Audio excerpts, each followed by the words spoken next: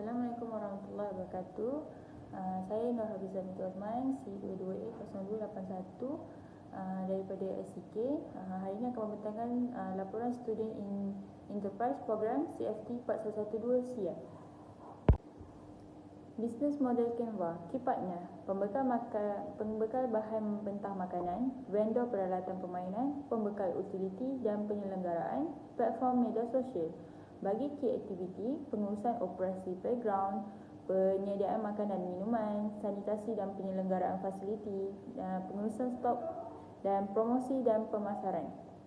Bagi value proposition, konsep playground plus cafe dalam satu lokasi, ruang bermain selamat dan terkawal, aktiviti bermain sambil belajar, ibu bapa boleh makan atau minum sambil pantau anak dan sesuai untuk parti hari jadi dan acara khas.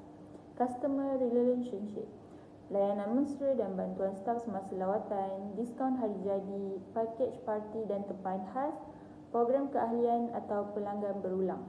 Customer segment, ibu bapa umur 25 hingga ke 40 tahun, anak berumur 2 tahun hingga ke 10 tahun, keluarga sekitar Paik Raja dan kawasan berhampiran, mementingkan keselamatan dan kebersihan, mencari aktiviti hujung minggu atau cuti sekolah.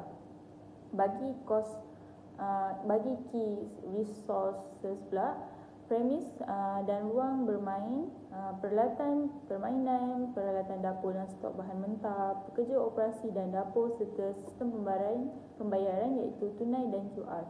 Bagi channel, premis ialah secara fizikal, customer boleh walk in melalui media sosial, Facebook, Instagram dan TikTok, serta promosi poster dan banner tempatan serta word of mouth pelanggan, iaitu pelanggan mensajaskan kepada kawan-kawan yang lain.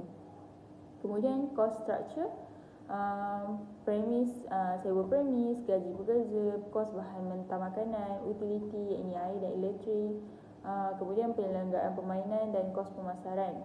Kemudian bagi revenue stream, tiket masuk playground, jualan makanan minuman, waffle, nugget fries, minuman, pakej hari jadi, aktiviti tambahan atau kelas mini.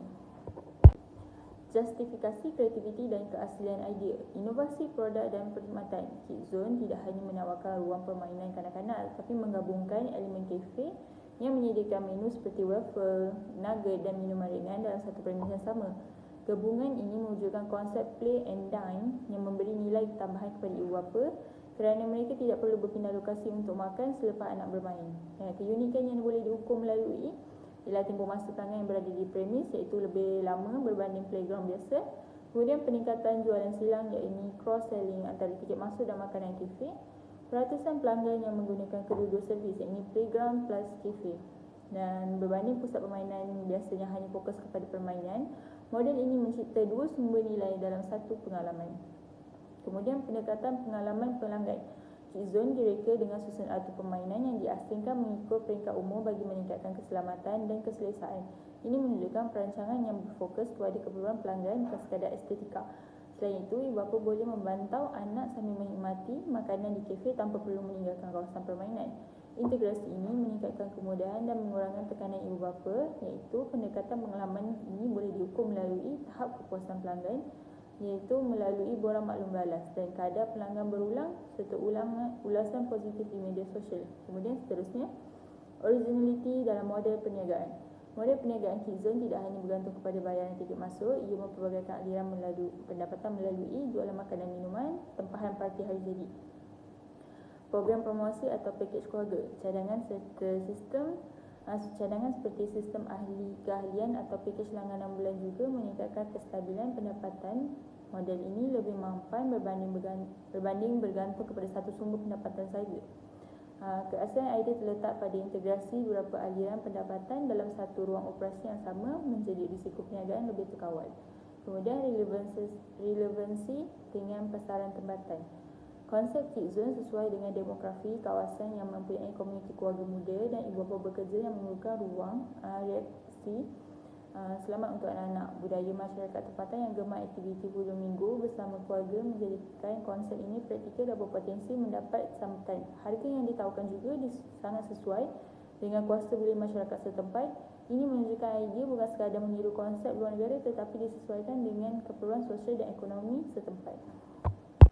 Secara keseluruhannya, kreativiti idea Kidzone bukan terletak pada kewujudan playground semata-mata, tetapi kepada bergabungan pengalaman bermain, makan dan interaksi keluarga dalam satu ekosistem perniagaan yang tersusun.